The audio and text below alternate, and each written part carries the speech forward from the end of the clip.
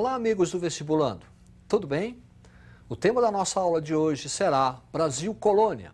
Vamos identificar as principais instituições e as principais atividades econômicas do período colonial. Preste atenção nesta gravura.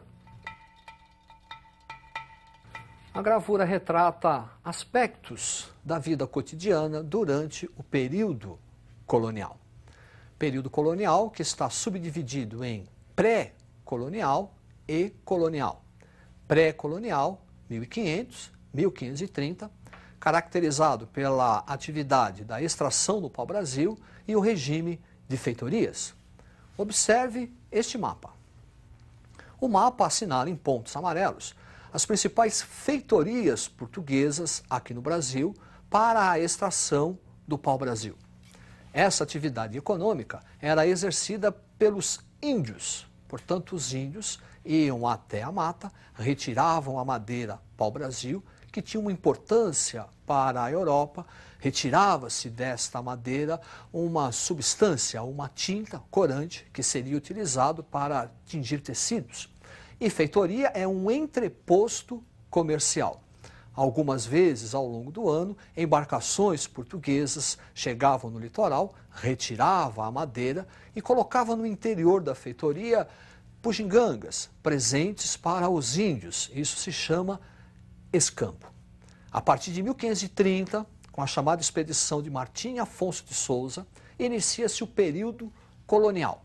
E esse período colonial é caracterizado pela instituição das capitanias hereditárias. É a divisão do Brasil em 14 longos lotes de terra entregues aos donatários, capitães donatários. Para você visualizar o que estamos falando, preste atenção neste mapa.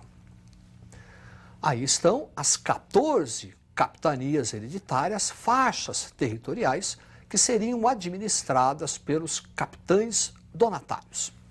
O regime das donatárias foi regido por dois documentos. Carta de doação, documento onde o rei transfere ao donatário a posse da capitania, e a carta de foral, que é um documento onde se estabelece os direitos e os deveres dos donatários na capitania.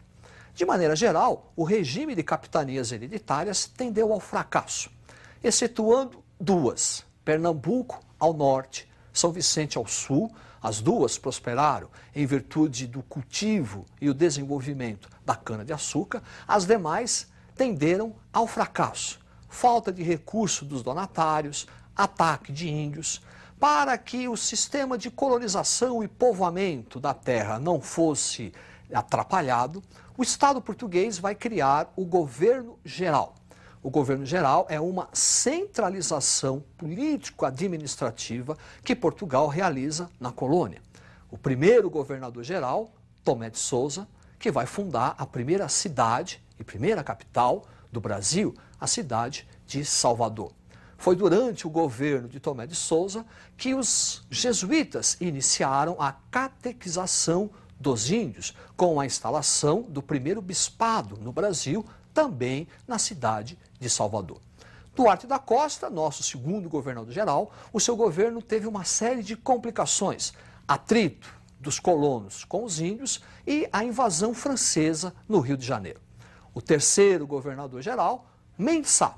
Com Mendes Sá, houve a expulsão dos franceses e a fundação daquela que será a segunda cidade e também segunda capital do Brasil, a cidade de São Sebastião, do Rio de Janeiro.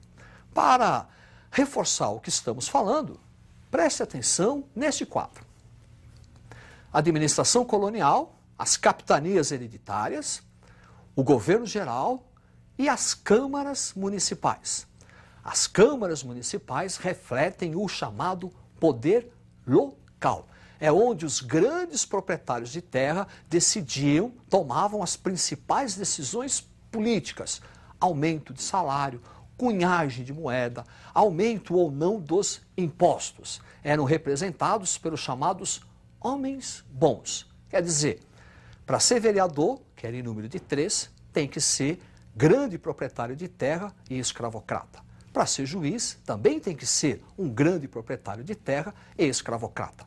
Isso era chamado de homens bons. Ao longo do período colonial, nós vamos ter uma série de conflitos entre a Câmara Municipal, que lutava pelos interesses locais do colono, e as instituições metropolitanas, o governo geral, o Conselho Ultramarino, que representava as decisões do Estado metropolitano. Sobre a atividade econômica, o primeiro grande produto vai ser a cana-de-açúcar, o mundo do açúcar, desenvolvido a partir da plantation, o latifúndio, monocultor, escravocrata. Nesse mundo do açúcar, vamos destacar o enorme papel dos holandeses, responsáveis pelo financiamento para a montagem do engenho colonial, também responsáveis pelo transporte do açúcar para a Europa, refino desse açúcar e depois a distribuição do açúcar refinado por toda a Europa. Preste atenção nesta gravura. Aí está o engenho colonial. Podemos identificar a senzala, onde ficavam os escravos, a Casa Grande, não só residência, mas também um quartel-general, um centro administrativo de toda a vida colonial. Ali a capela e aqui o engenho colonial, o principal local do mundo do açúcar. É por isso que falamos agromanufatura do açúcar.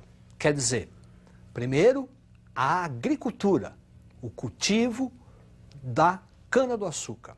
Manufatura, que é transformar a cana-de-açúcar em açúcar no engenho colonial. Na casa de purgar, na fornalha, a transformação da cana-de-açúcar em garapa, melaço, para finalmente a produção do açúcar. Além da atividade econômica açucareira, temos também o tabaco, importante atividade que vai suprir o mundo do açúcar de escravos, utilizado no tráfico negreiro, e a pecuária, uma atividade importante para o mundo do açúcar, já que a pecuária era responsável pelo fornecimento do alimento, a carne, o leite.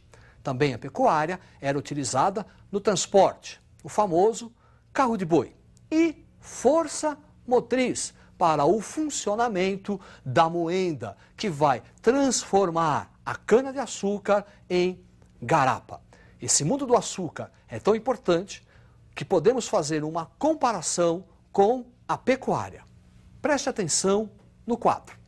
Açúcar é uma atividade econômica desenvolvida no litoral, litorânea, mais próxima à zona de escoamento para atender às necessidades do mercado externo.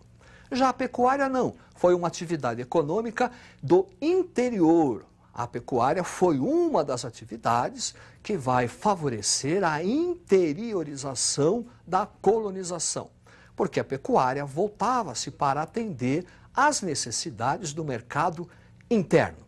No mundo do açúcar, trabalho escravo, e na pecuária, trabalho livre.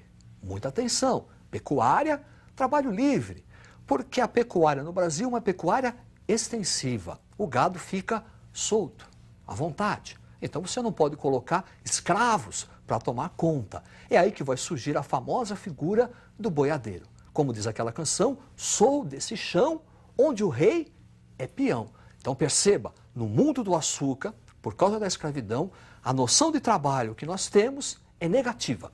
Quando falamos de pecuária, por causa do trabalho livre, a noção de trabalho que nós temos é uma noção positiva. Uma outra atividade econômica, mineração, também responsável pela interiorização da colonização do Brasil e responsável pela mudança social, econômica e cultural do período colonial. Preste atenção no mapa. Aí estão identificadas as principais áreas de mineração do período colonial. Perceba, vestibulando, que elas são interioranas. É por isso que dissemos que a mineração é uma atividade responsável pela ocupação do interior da colônia.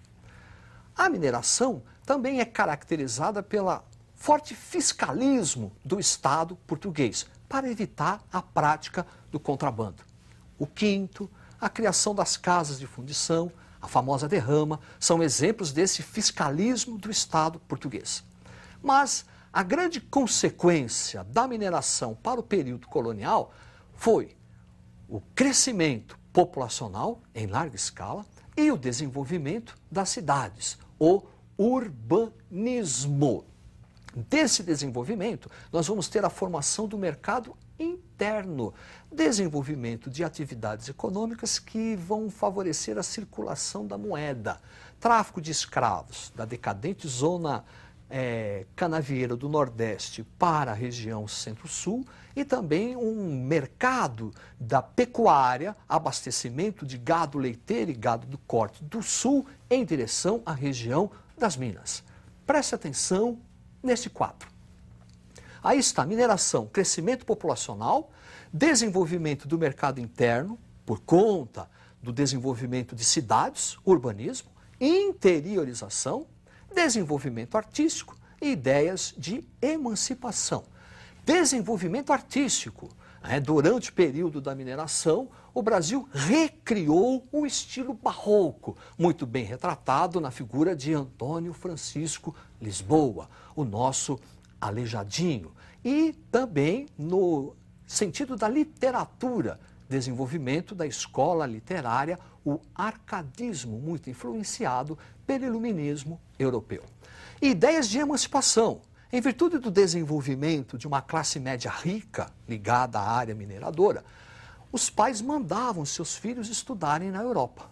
Quando eles voltavam da Europa, voltavam trazendo ideias de liberdade, igualdade, fraternidade, as ideias do iluminismo. E não é, por acaso, vestibulando, que o primeiro movimento que vai procurar separar o Brasil de Portugal ocorreu na região das Minas, a Inconfidência Mineira. Preste atenção neste quadro.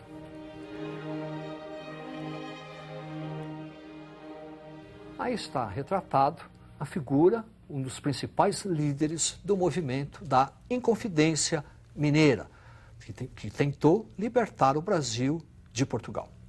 É isso aí, até a próxima, estudem.